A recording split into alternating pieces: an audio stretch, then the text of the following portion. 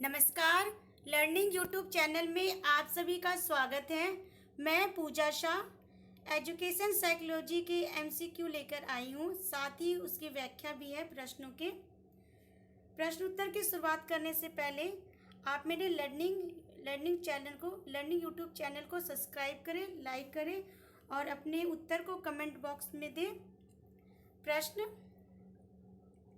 सीखने के वक्र किसके सूचक है? पहला है सीखने की मौलिकता के सूचक है। दूसरा, सीखने की प्रगति के सूचक है। तीसरा, सीखने के गत्यात्मक स्वरूप के सूचक है। चौथा, सीखने की रचनात्मक के सूचक है।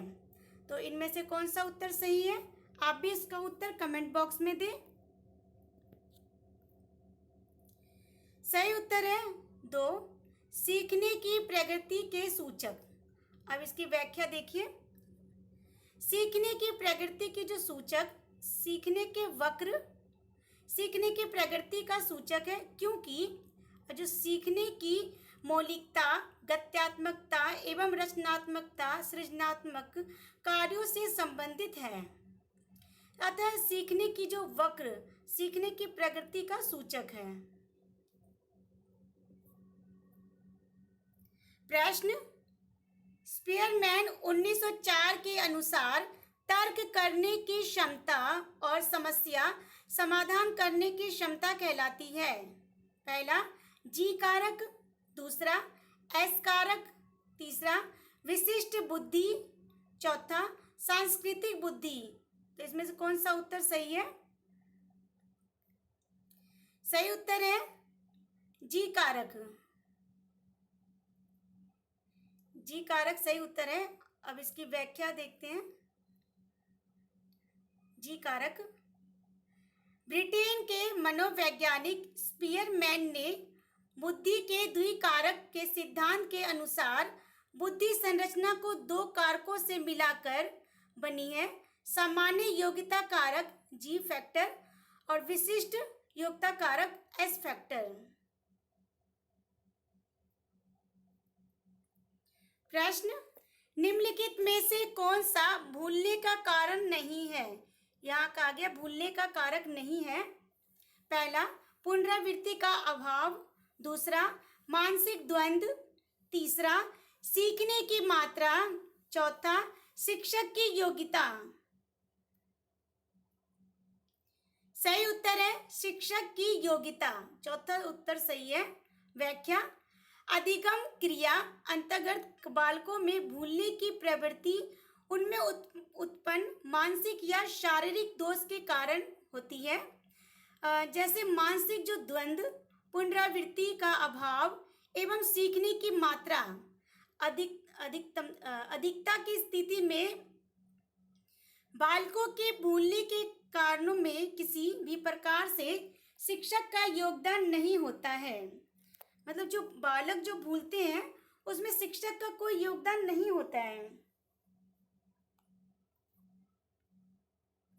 प्रश्न, प्रत्ययों का बनते रहना एक प्रक्रिया है। तो यहाँ पे क्या आएगा खालिस्तान में? पहला, अनियमित। दूसरा, विषम। तीसरा, सामयिक। चौथा, संचयी। सही उत्तर है चौथा, संचयी।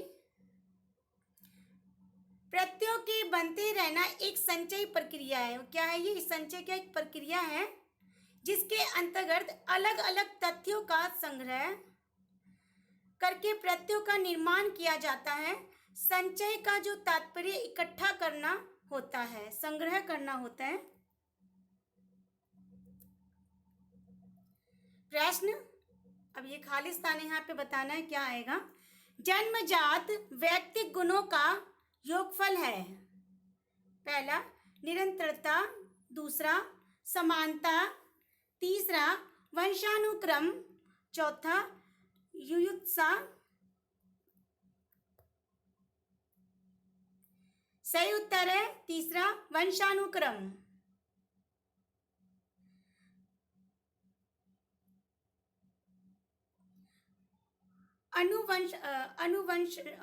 आनुवंशिकता का जो विकास शारीरिक एवं मानसिक गुणों का संचरण से होता है, जो माता पिता से बच्चों में जीन्स के माध्यम से प्रवेश करता है।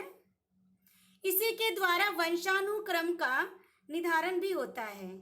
इसलिए कहा जाता है कि वंशानुक्रम जन्मजात व्यक्तिगत गुणों का योगफल है। V.N. झा के अनुसार वंशानुक्रम व्यक्ति की जन्मजात विशेषताओं का पूर्ण योग है। ये व्याख्या है ये। प्रश्न, मनोवैज्ञानिकों के अनुसार निम्नलिखित में से किस विधि द्वारा मूल प्रवृत्तियों में परिवर्तन लाया जाता है? पहला, मार्ग अंतर्नियकरण, दूसरा सहसंबंध, तीसरा विलयन, चौथा नवीनीकरण।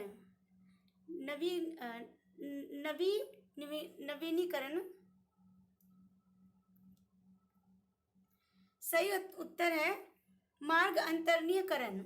मार्ग अंतर्नियकरण अर्थात पुनर्निर्देशन के द्वारा मूल प्रवृत्तियों में परिवर्तन लाया जा सकता है।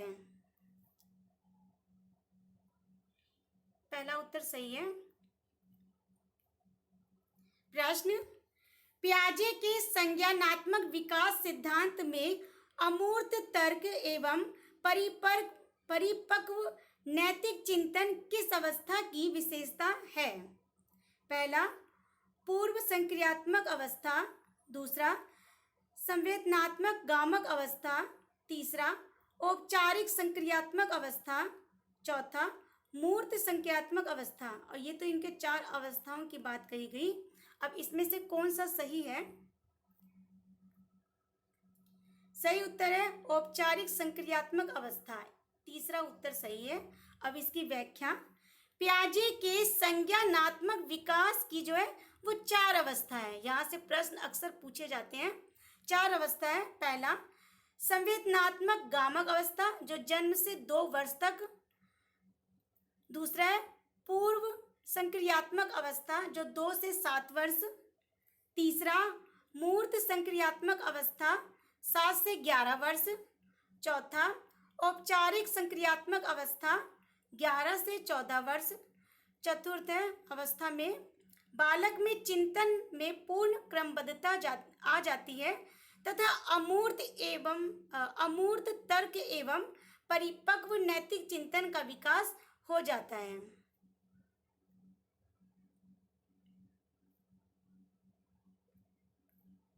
प्रश्न, बंडूरा का कथन है कि बच्चे प्रतिमानीकरण द्वारा सीखते हैं, जिसको क्या कहा जाता है? डैश यहाँ पे है खालिस्तान। पहला, अंतर्दृष्टि द्वारा सीखना, दूसरा अभ्यास द्वारा सीखना, तीसरा निरीक्षणात्मक अधिगम, चौथा पुरस्कार द्वारा सीखना। इसका कौन सा उत्तर सही है? आप भी इसका उत्तर कमेंट बॉक्स में दें। सही उत्तर है तीसरा, निरीक्षणात्मक अधिगम।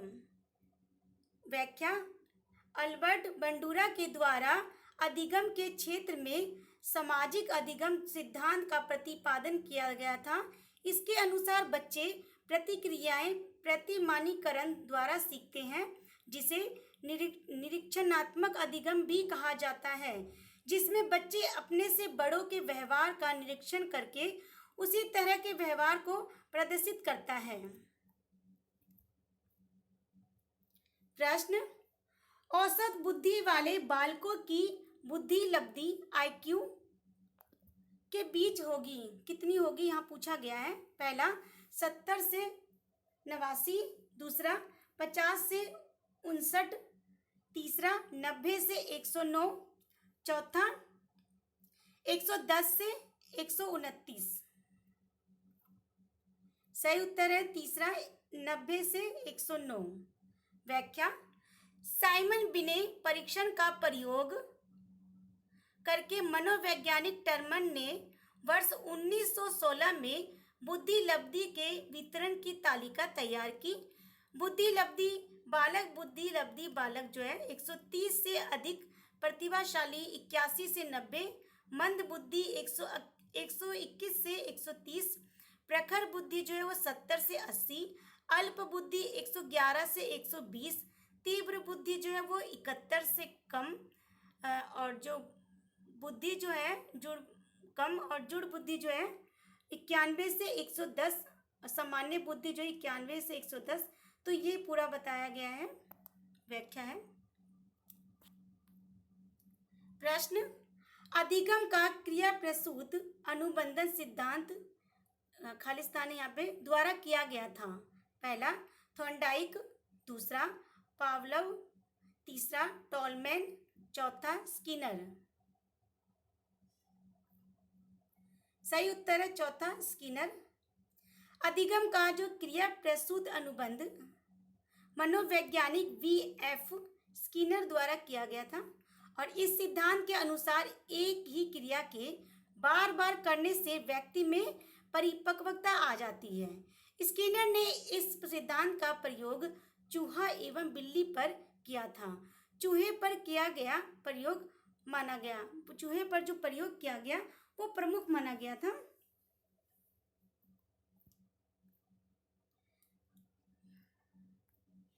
आप मेरे लर्निंग यूट्यूब चैनल से जुड़े रहने के लिए आप हमारे लर्निंग यूट्यूब चैनल को सब्सक्राइब करें, लाइक करें, कमेंट करें, और आप कमेंट बॉक्स में अपने उत्तर भी दें। धन्यवाद।